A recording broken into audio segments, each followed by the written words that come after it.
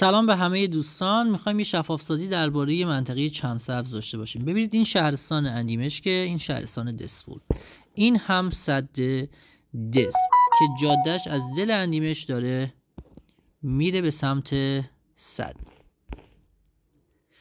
منطقه که درباره‌اش صحبت میکنیم اینجاست، پایین دست سد دز که این ور رودخونه میشه شهرستان اندیمشک، این ور رودخونه میشه شهرستان دسفول. ببینیم که تو این منطقه ساکنانش کیا هستن. ساکنان اینجا همونطور که میبینید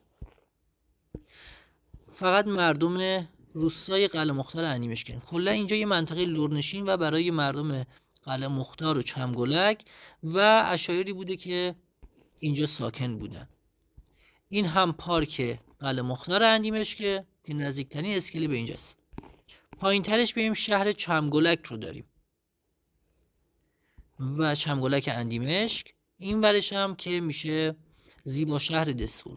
پس تنها ساکنان اینجا مردم قلعه مختار اندیمشک و باید اسمو از اینا بپرسید، نه از کسانی که به لطف قایقا و برای تفریح میان اینجا.